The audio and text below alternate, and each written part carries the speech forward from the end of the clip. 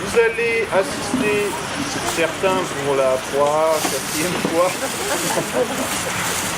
suivez mon regard, d'autres pour la première fois, à une représentation de cette tournée Molière que nous avons organisée, et nous on se régale depuis le début puisqu'il y a du monde depuis le début.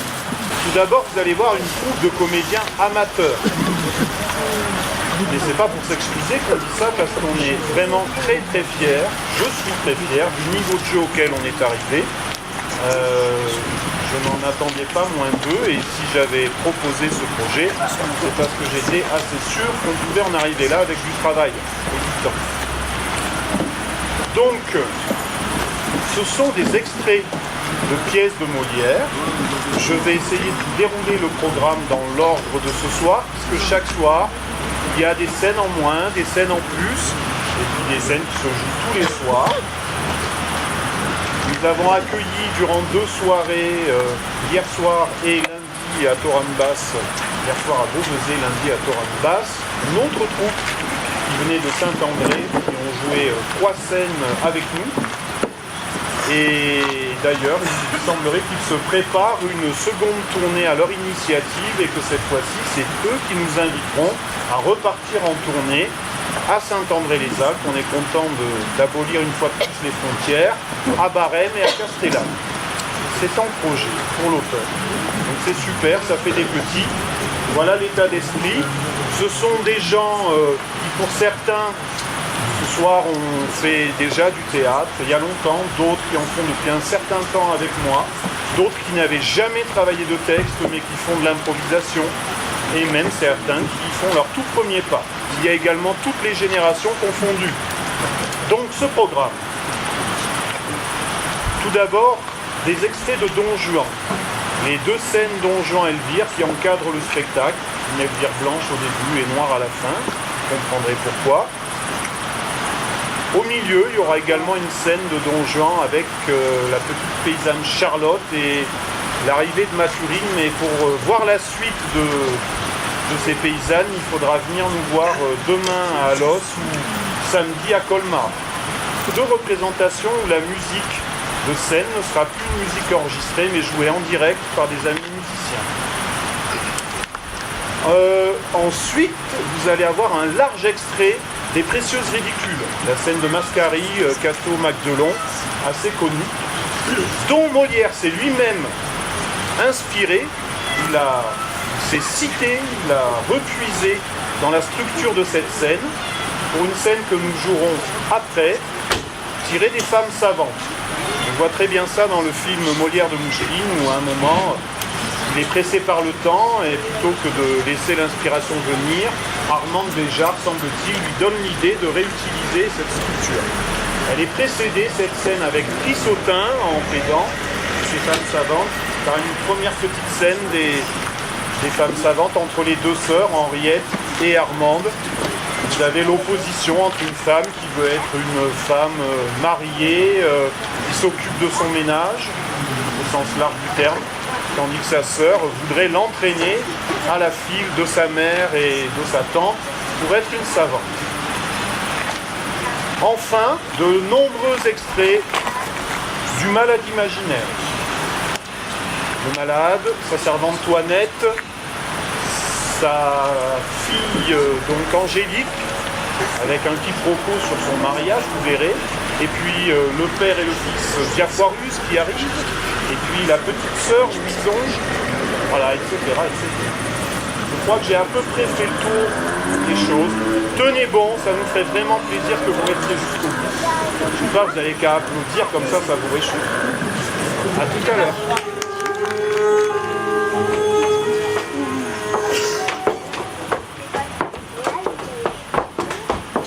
De quoi est-il question? Il est question de te dire qu'une beauté me tient au cœur et qu'entraînée par ses apparts, je l'ai suivie jusque dans cette ville. Et n'y craignez-vous rien, monsieur, de la mort de ce commandeur que vous tuâtes il y a 6 mois? Et pourquoi craindre? Me l'ai-je pas bien tué? Fort bien, le mieux du monde. Il aurait tort de s'en plaindre. De vouloir bien me reconnaître. Et puis-je au moins espérer que vous daigniez tourner le visage de ce côté? Madame, je vous avoue que je suis surpris et que je ne vous attendais pas ici. Oui.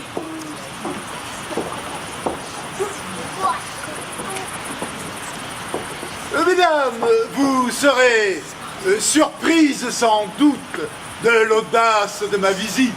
Mais votre réputation vous veut cette méchante affaire et le mérite a sur moi des effets si puissants que je cours partout après lui. Oh, si vous poursuivez le mérite, ce n'est pas sur nos terres que vous devez chasser.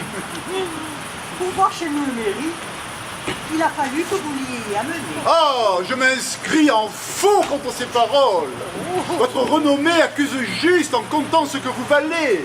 Et vous allez faire, pique-repique-capot, tout ce qu'il y a de galant dans Paris.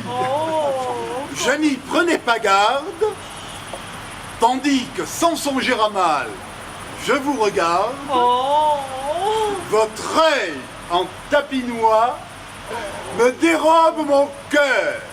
Au voleur, au voleur, au voleur, au voleur. Oui, ma sœur. Ah, ce oui, ce peut-il supporter? Et sans un mal de cœur saurait-on l'écouter? Qu'a donc le mariage en soi qui vous oblige, ma sœur? Ah, mon Dieu, fille! Comment? Ah, fille, vous dis-je. Ne concevez-vous point ce que, dès qu'on l'entend, un tel mot à l'esprit offre de dégoûtant? De quelle étrange image on est par lui blessé? Sur quelle sale vue il traîne la pensée? N'en frissonnez-vous point? Pouvez-vous, ma sœur, aux suites de ce mot résoudre votre cœur? Les suites de ce mot, quand je les envisage, me font voir un mari, des enfants, un ménage. Et je ne vois rien là, si j'en puis raisonner, qui blesse la pensée et fasse frissonner. De tels attachements au ciel sont pour vous plaire. Qu'est-ce qu'à mon âge, on a de mieux à faire que d'attacher à soi par le titre d'époux un homme qui vous aime et être aimé de vous, et de cette union de tendresse suivie, se faire les douceurs d'une innocente vie. Ce nœud, bien assorti, n'a-t-il pas des appas? Mon Dieu, que votre esprit est d'un étage bas, que vous jouez au monde un petit personnage, de vous claquemurer aux choses du ménage et de n'entrevoir point de plaisir plus touchant qu'un idole d'époux et des marmots d'enfants. Que votre esprit ne peut être guéri du fol empêchement de vous faire un mari. Mais sachons, s'il vous plaît, qui vous songez à prendre. Votre visée au moins n'est pas mise à Clitandre.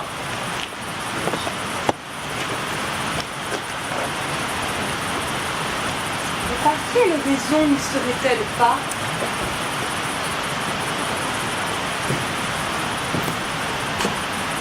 Manque-t-il de mérite?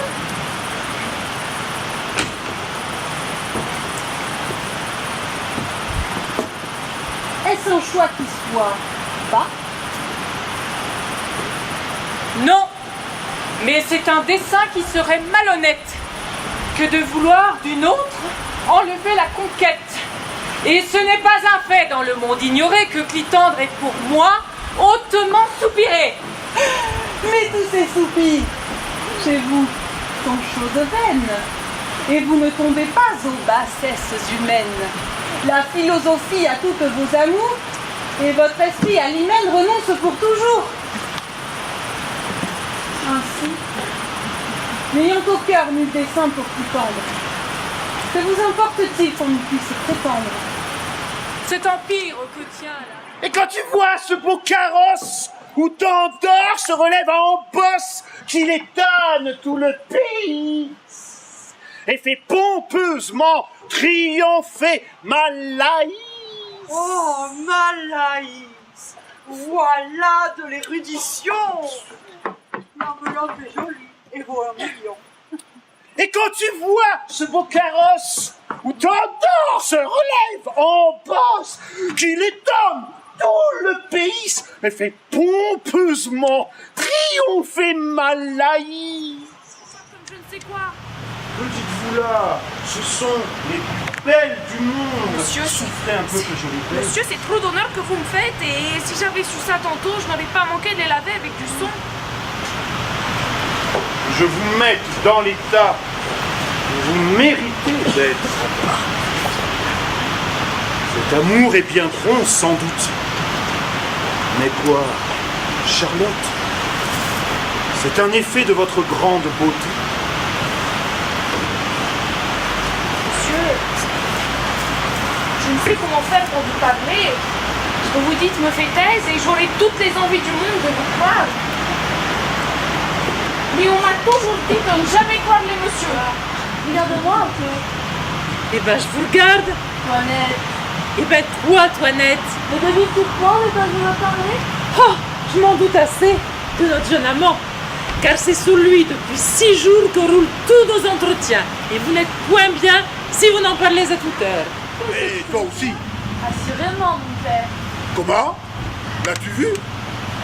Puisque votre consentement m'autorise à vous pouvoir ouvrir mon cœur, je me permets point de vous dire que le hasard vous a fait connaître il y a 6 jours. Et que cette demande qu'on vous a faite est un effet de l'inclination que, dès cette première vue, nous avons prise l'un pour l'autre. Ce matin, entre monsieur Florent, monsieur Purgon et moi. Et le présumé gendre me sera présenté demain par son père. Mais qu'est-ce? T'as l'air tout ébobie. C'est que mon père me connaît que vous avez parlé d'une personne et que j'en ai entendu une autre. Quoi, monsieur? Monsieur, je viens saluer, reconnaître, chérir et révérer en vous un second père. Mais un second père auquel j'ose dire que je me trouve plus redevable qu'au premier. Mais vous m'avez choisi. Il m'a reçu par nécessité, mais vous m'avez accepté par grâce. Ce que je tiens de lui est un ouvrage de son corps. Monsieur, que tout le monde admire, monsieur votre fils.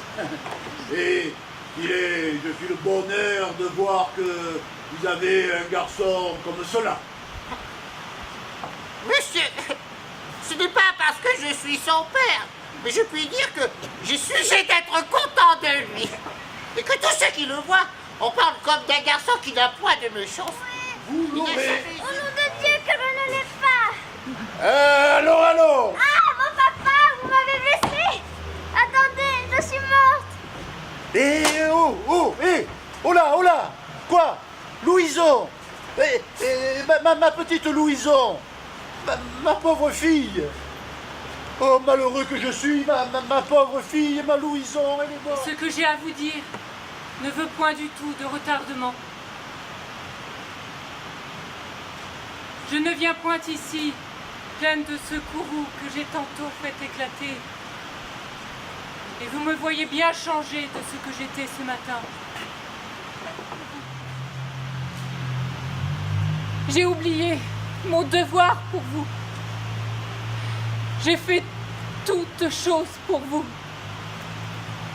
Et toute la récompense que je vous en demande, c'est de corriger votre vie et de prévenir votre perte. Sauvez-vous, je vous prie, ou pour l'amour de vous, ou pour l'amour de moi. Encore une fois, Don Juan, je vous le demande avec larmes. Et si ce n'est assez des larmes d'une personne que vous avez aimée, je vous en conjure, par tout ce qui est le plus capable de vous toucher. Ces larmes ont réveillé en moi quelques petits restes d'un amour éteint. Ça veut dire que toutes ces belles paroles n'ont fait aucun effet sur vous?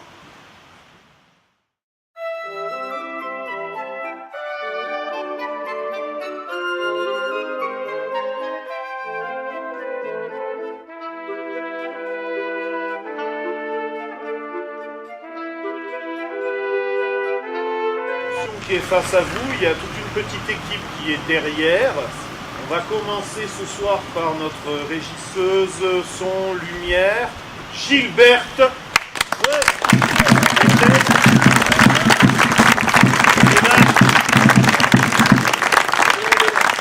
Voilà, elle est assistée par Thomas, mais Thomas est occupé avec la musique avant le spectacle. Il est là-bas.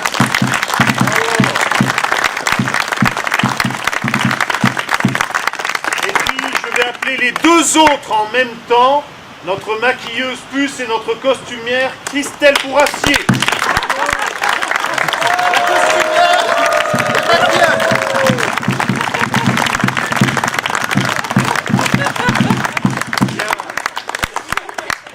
Christelle est toujours accompagnée de son fidèle époux qui nous aide énormément pour beaucoup de choses. C'est Christian, qui va peut-être pas se montrer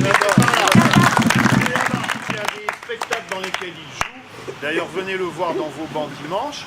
Mais voilà, c'est un homme précieux. Maintenant, je vais vous parler des personnes qui sont intervenues avant et qui vont encore intervenir après. Tout d'abord, je crois que particulièrement aujourd'hui, ceux qui ont assisté à la lecture itinérante et du coup musicale aussi des 5 saisons de Colmar ont passé un bon moment. Je regrette de n'avoir pu y assister. Donc on applaudit les 5 saisons de Colmar.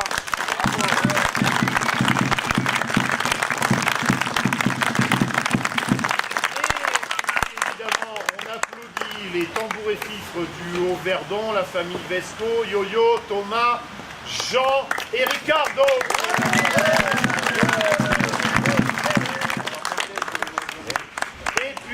Et puis surtout, il faut remercier le comité des fêtes et tous les bénévoles qui vous ont accueillis pour l'organisation de toutes ces manifestations. Ils vont nous régaler après comme ils ont régalé certains d'entre vous, la majorité. Voilà, donc on applaudit très fort.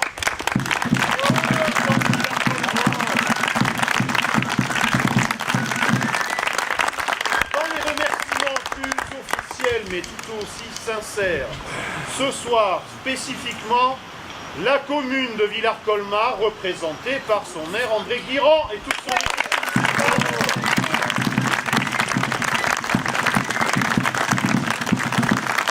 Mais aussi toutes les communes du Haut-Verdon, la communauté de communes, le conseil général, le conseil régional, sans le soutien duquel tout ceci n'aurait pas pu avoir lieu.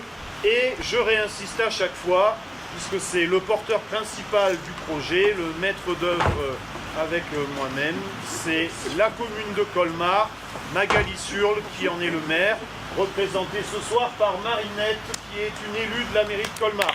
Bravo.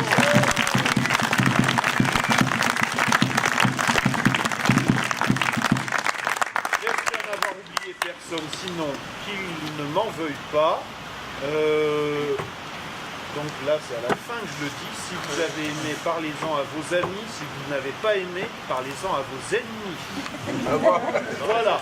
Et amenez-nous du monde demain et après-demain avec un orchestre en plus.